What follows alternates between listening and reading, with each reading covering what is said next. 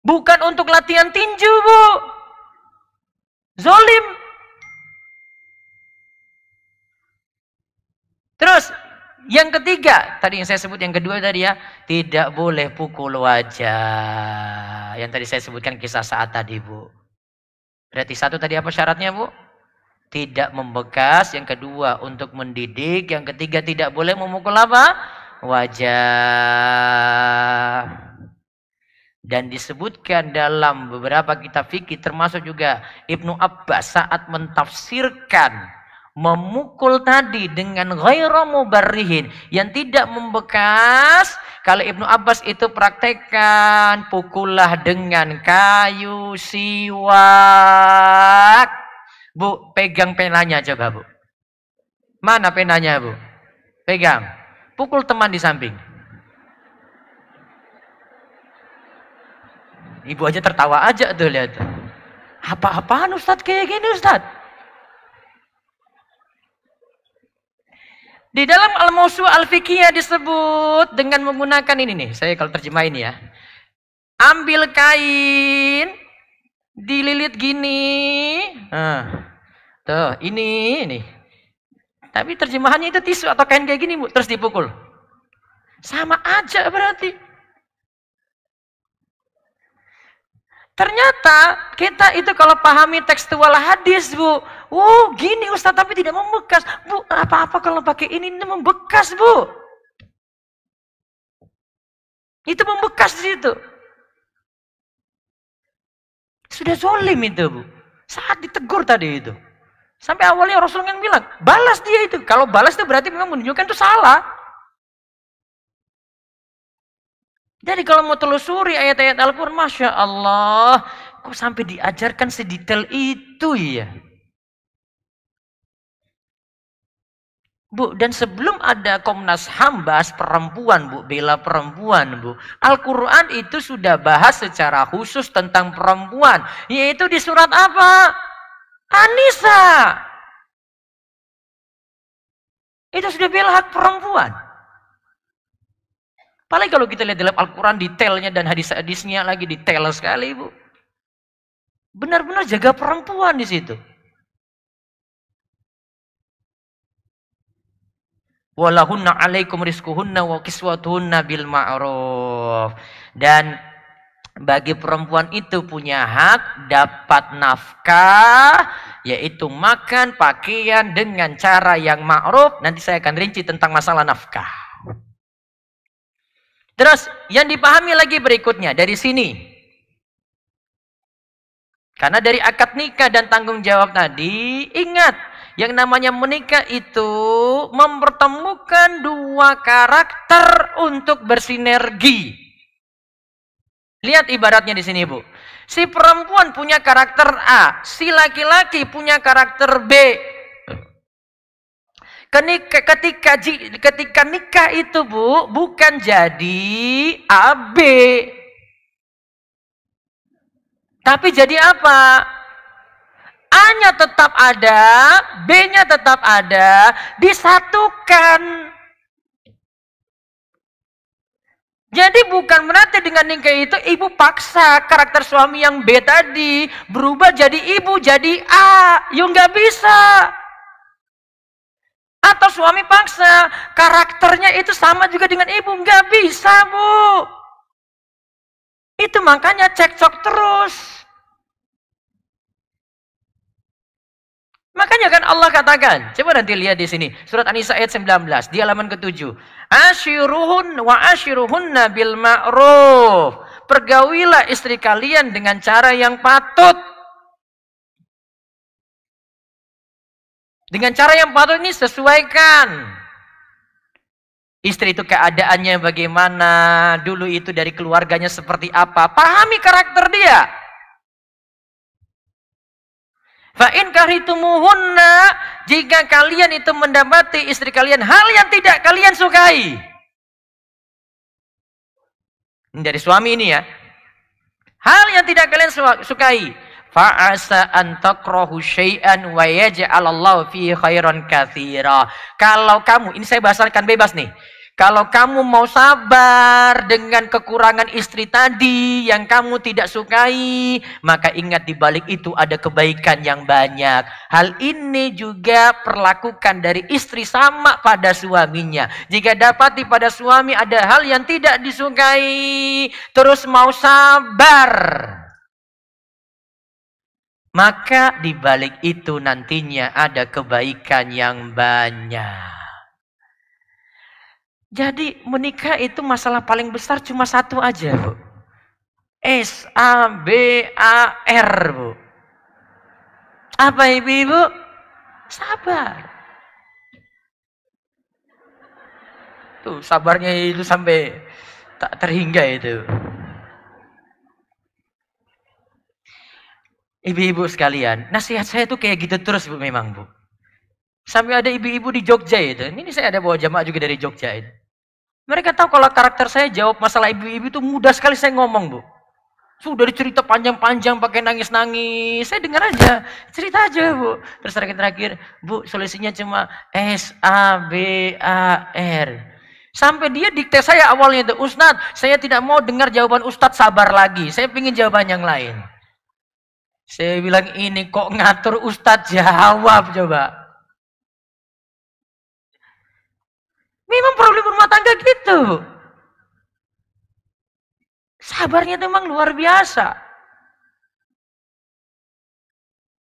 Karakter nggak bisa disamakan, Bu. Yang belum nikah juga nanti tolong pahami ini baik-baik. Ya. Nggak bisa disamakan. A, B jadi A saja nggak bisa. Yang B ini jadi B saja nggak bisa. Tetap ini A-nya ada, B-nya juga ada. An-Nisa ayat 19. Makanya kan dalam hadis Nabi SAW itu katakan di halaman 8,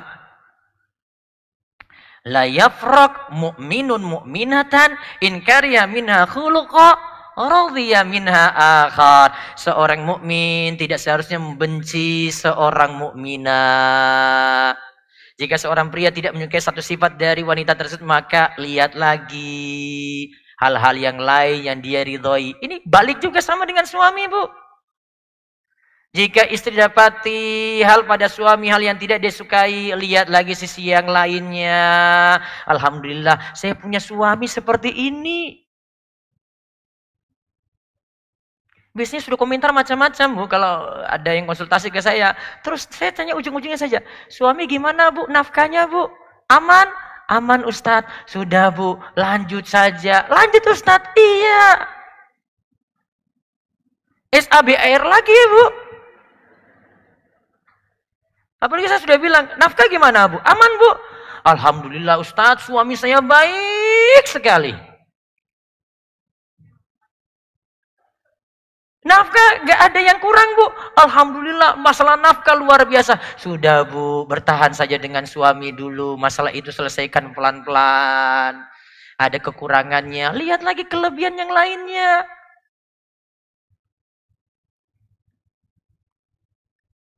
Terus Nabi SAW juga, terus di sini dari hadis tadi itu Nabi SAW katakan seperti itu. Hal yang serupa dicontohkan spesifik oleh Imam Al-Ghazali dalam Ihya Ulumuddin. Di halaman yang sama.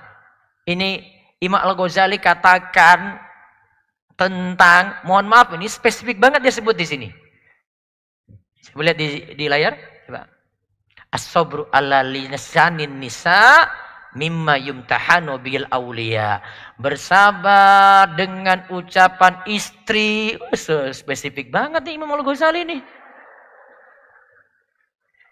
Ucapan istri yang menyakitkan. Imam Al-Ghazali kok tahu banget ya? Ucapan istri yang menyakitkan itu satu ujian bagi wali-wali Allah. Maksud wali Allah di sini adalah ya suami. Tetap apa Imam Ghazali, apa kesimpulan di sini? As-sabru, sabar.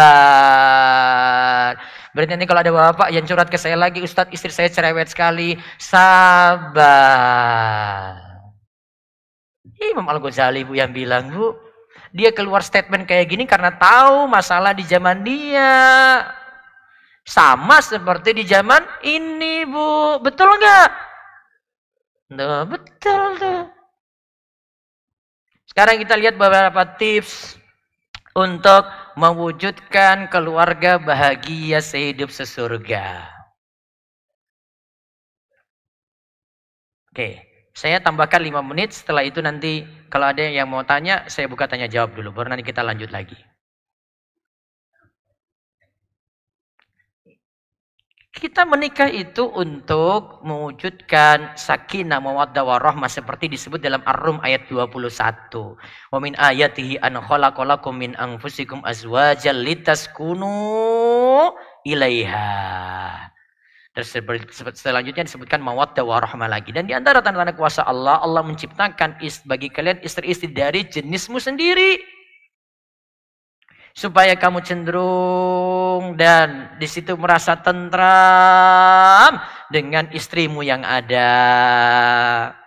Nah, gimana tentram ini tidak hanya di dunia tapi sampai di surga. Kita lihat kiat-kiat berikut ini. Kiat pertama, lihat di halaman 11. Bekali ilmu agama. Itu modal dasar, wahai ibu-ibu sekalian. Jangan kayak anak-anak ABG, Bu. Apa-apa yang lebih dahulu modal cinta, Bu. Ibu-ibu saja sudah berkeluarga, alami sendiri deh. Bu, sekarang butuh cinta atau butuh? Nah, ini sudah mau jawab sendiri tuh. Apa-apaan cinta, Ustadz? Nggak bisa beli beras, ya tetap ngomel. Anak-anak sekolah sulit, suami nggak ini yang ngomel. Paling penting ini untuk agama. Sehingga kalau ada masalah kayak gitu, agama yang ngatasi. Allah kan perintahkan. Ya ayyuhalladzina amanu qu anfusakum wa ahlikum nara. At-Tahrim ayat 6. Wahai orang yang beriman, jagalah istri kalian, diri kalian, dan keluarga kalian, istri, anak, dari neraka. Maksudnya apa? Didik. Jaga dari neraka itu bukan biarin gitu aja, didik. Maka Ali bin Abi Thalib katakan, "Addibuhum wa'allimuhum." Ajarkan adab, ajarkan agama. Ajarkan adab, ajarkan agama. At-Tahrim ayat 6 tadi itu, Bu. Didik, nggak dibiarkan. Nggak hanya dipuaskan dalam masalah dunia, Bu. Walaupun memang orang sejatinya kalau dapat dunia, diceritakan semuanya. Ibu pernah dengar kisah Abu Zara dan Ummu Zara yang pernah diceritakan oleh Aisyah? Ada yang bisa cerita lagi? Ayo. Coba bagian belakang, tahu kisah Abu Zara dan Ummu Zara? Sampai Nabi SAW itu katakan, kita berdua nih Aisyah ya kayak Abu Zara dan Ummu Zara. Ada yang pernah dengar, Bu? Ngacung coba. Ayo cerita sedikit. Ada, Bu? Kan ibu-ibu suka cerita. Kan ibu-ibu ahli sejarah luar biasa loh ibu-ibu itu. Kenapa saya sebut ahli sejarah? Aisyah aja kayak gitu. Aisyah itu 11 wanita cerita dengan dia ceritakan semua pada Nabi. Dia rekam semuanya tuh. Masing-masing wanita nih yang dari 11 tadi, termasuk Ummu Zara itu cerita tentang suaminya, ada tipenya kayak gini, ada yang tipenya kayak gini. 11 lengkap. Ada cerita yang baik-baik, ada cerita yang jelek-jelek. Istilahnya itu ngerumpi, Bu. Ya kayak ibu-ibu persis sebenarnya. Tapi bedanya ngerumpinya mereka itu tidak sebut nama.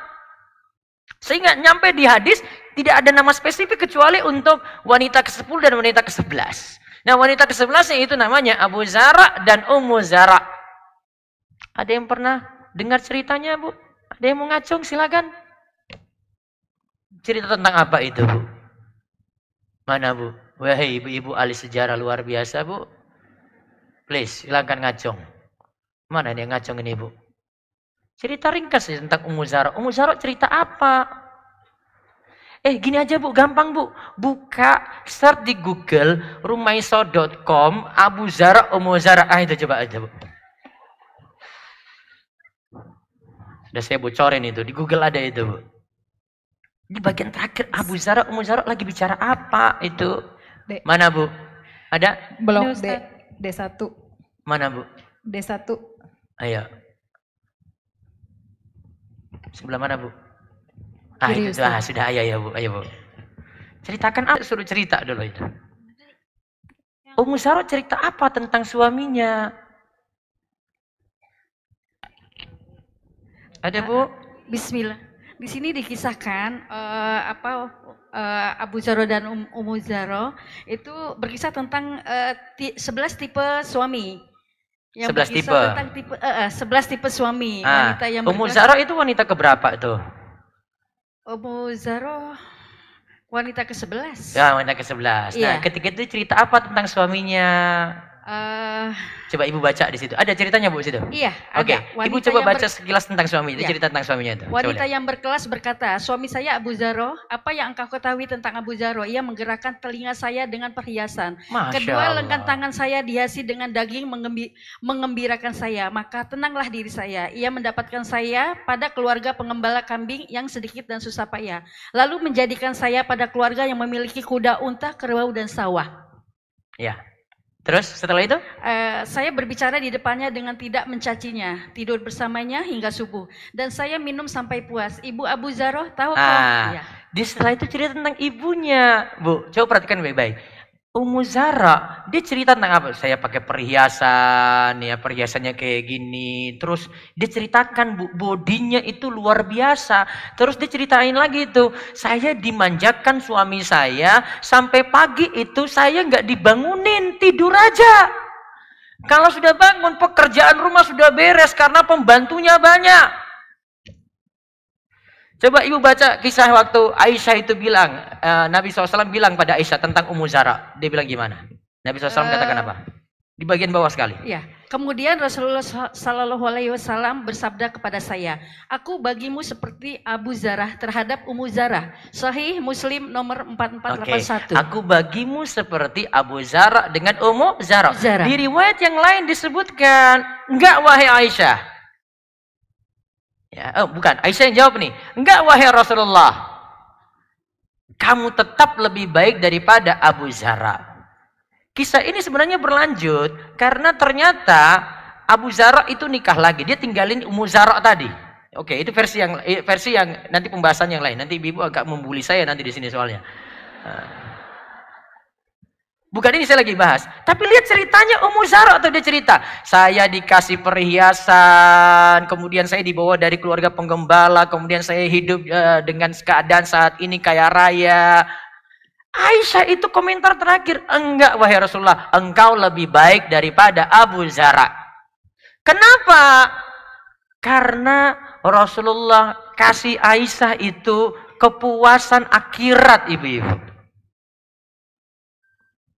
Abu Zara beri pada Ummu Zara cuma sekadar perhiasan, pembantu, dan kepuasan dunia. Abu Zara tidak sebut masalah sholat di situ.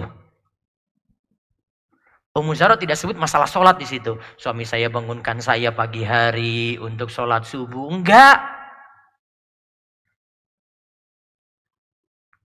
Maka faedah yang dipetik dengan perkataan Aisyah di akhir itu, Aisyah sebenarnya lagi berisyarat, wahai Rasulullah, itu enggak ada apa-apanya wahai Rasulullah. Dengan engkau hidup apa adanya saja dengan istri-istrimu itu sudah bahagia yang luar biasa. Makanya kan pernah Rasulullah SAW tawarkan pada istri-istrinya mau diceraikan.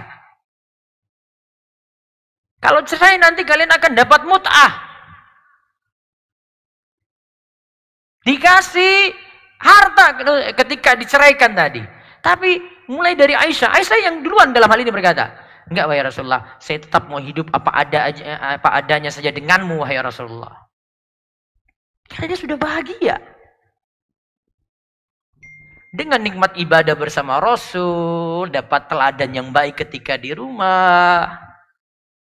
Rasulullah SAW itu ingatkan Aisyah untuk ibadah. Dan kalau Rasulullah SAW ingatkan Aisyah untuk ibadah juga ibu-ibu, itu enggak suruh bangunkan dari malam sekali, enggak. Kalau misalnya suaminya itu rajin ibadah, tahajud misalnya, ya. Rasul itu rajin ibadah tahajud, namun baru bangunkan Aisyah ketika sholat witir. Mau dekat subuh, Bu.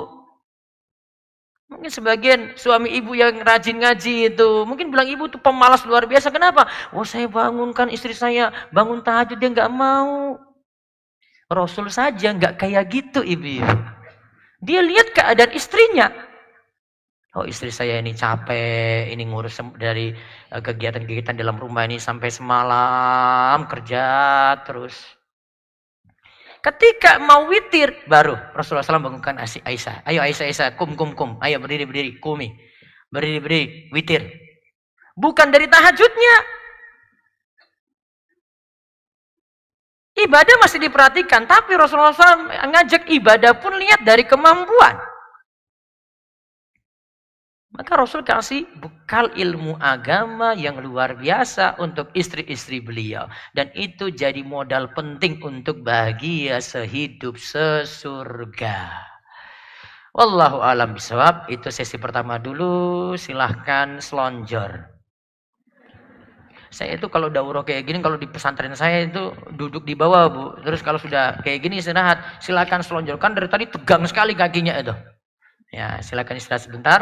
Monggo jika ada yang mau mengajukan pertanyaan bisa sambil mengajukan pertanyaan, silakan. Pertanyaan Ustadz? Ya, boleh. Kayak yang dari WhatsApp boleh ya Tat ya? Enggak ada yang nanya langsung dulu? Langsung? Iya. Oke. Pilih satu atau dua. Standby mic, mungkin kita ambil dari blok A dulu, blok A2 yang di tengah. Ada mic kah di situ? Ada yang tunjuk tangan kah dari blok A? Blok A ini baris ke 6. Nih, mic-nya mana nak? Sini nak. Apa nak? Berdiri, Uhti. Berdiri yang mau bertanya. Yang pakai masker. Berdiri, Fadol. Ini langsung dikasih hadiah nih Tat ya. Yang bertanya. Boleh?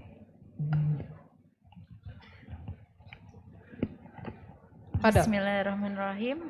Yang lain mohon tenang. Assalamualaikum warahmatullahi wabarakatuh. Ya, waalaikumsalam warahmatullahi wabarakatuh. Ustadz, izin bertanya terkait perbedaan antara suami istri dalam Ini yang nanya Maya nih, Bu. Ah ya. Yang kanan sana terus, Bu. Monggo. Silakan. Dalam hal pemahaman mengenai sunnah dan bukan sunnah. Jadi antara suami istri itu suaminya itu belum mengenal sunnah dan istrinya itu sudah mengenal sunnah. Dan itu setiap harinya pasti terjadi perdebatan dan perbedaan antara mereka. Oke. Bahkan sampai mengenai pendidikan anak-anak. Oke. Itu sebaiknya bagaimana Ustadz? Oke. Jazakallah khairan katsiran. Baik. Assalamualaikum warahmatullahi wabarakatuh. Waalaikumsalam warahmatullahi wabarakatuh. Ini mau jawab langsung apa saya muter-muter dulu Bu ini? Jawab langsung ya. Maksudnya saya jawab langsung to the point aja ya, nggak usah saya putar-putar kan, nggak apa-apa, kesinggung-kesinggung dikit nggak apa-apa Bu ya. Nggak apa-apa Ustadz. Ya, baik. Suami belum ngaji, gitu aja deh bahasanya. Istri sudah ngaji. Dulu ketika milih jodoh, siapa yang milihkan?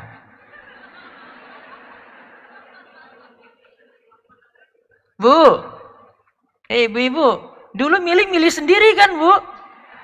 Iya, dulu seneng nggak sama suaminya ketika nikah itu Bu? Seneng nggak? Iya. Kok sekarang ada penyesalan, kenapa? Itu satu dulu itu Bu. Tapi bahas masa lalu kayaknya sakit banget Bu. Udah, kita sekarang bahas yang sekarang aja. Yang kedua. Kalau saran saya Bu, ini untuk menyikapi suami dulu.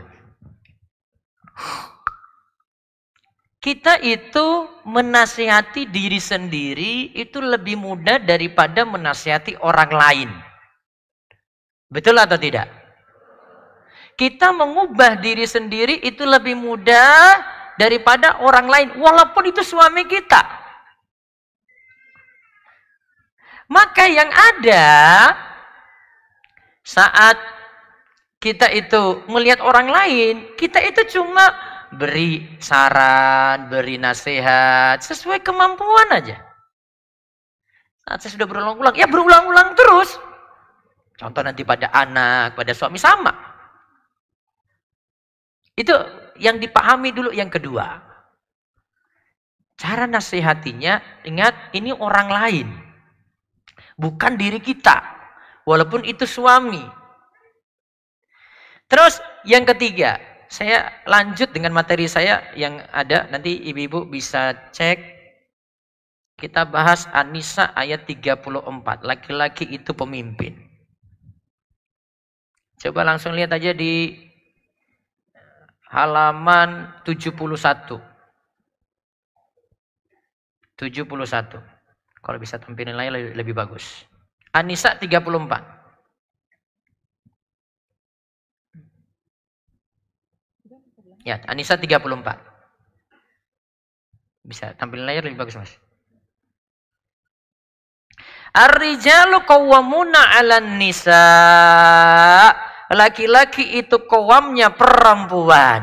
Lihat kata Imam Ibnu Katsir di sini dulu. Ini untuk pahami karakter laki-laki itu gimana. Qawam itu kata Imam Ibnu Katsir, huwa ra'isuha. Laki-laki itu pemimpin istri. Catat satu dulu ya di sini ya. Suami itu pemimpin. Oke, yang kedua, wa kabiruha, suami itu seniornya.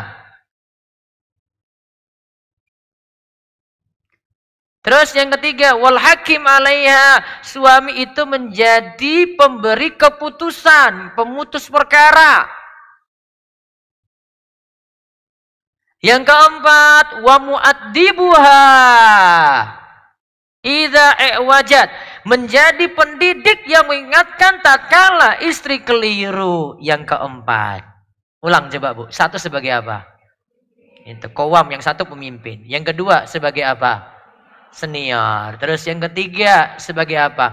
Pemberi keputusan. Contoh pemberi keputusan Bu. Ini mau tentukan nama anak. Ibu punya nama sendiri, suami punya sendiri. Ibu silakan ngajukan argumen silakan, tapi pemutus terakhir manut suami saja.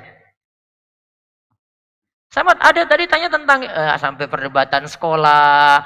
Ibu silakan ngajukan argumen. Kalau argumennya masuk akal, insya Allah suami terima deh. Tapi keputusan terakhir lihat suami aja. Lalu yang keempat, menjadi pendidik, penasehat, pemberi wejangan ketika istri itu keliru. Itu dikatakan oleh Imam Ibnu Katsir, inilah makna qawwam. Bu, sekarang kita pahami karakter ini dulu. Rois, kepala, pemimpin. Bu, ada nggak anak buah itu bicara kasar sama bosnya, Bu? Ada. Bosnya terima nggak? Enggak, Bu. Kalau ibu tahu karakter pemimpin seperti ini, maka posisikanlah suami sebagai pemimpin ibu, walaupun belum ngaji. Jelas ibu-ibu? Suami diposisikan jadi apa tadi, Bu? Pemimpin. Maka gaya nasihat itu, gaya memberi masukan, seperti lihat tadi pemimpin tuh gimana Bohon mau ngomong, oh, lihat dulu, pertimbangan dulu. Nanti ada gaya komunikasi saya ajarkan nanti di sini, Bu. Ada, kita bahas gaya komunikasi juga. Tapi yang ingin saya tanamkan, posisikan suami jadi pemimpin, Bu. Ada kata kunci sini jadi pemimpin, Bu. Bu, namanya pemimpin itu biasanya dia punya ego yang besar, itu nerima nasihat dari bawahan, Bu. Maka jangan ibu yang nasihati. Maaf, saya bicara agak kasar lagi nih, Bu. Ya. Saran saya, Bu, ibu jadi istri saja, nggak usah jadi ustazah.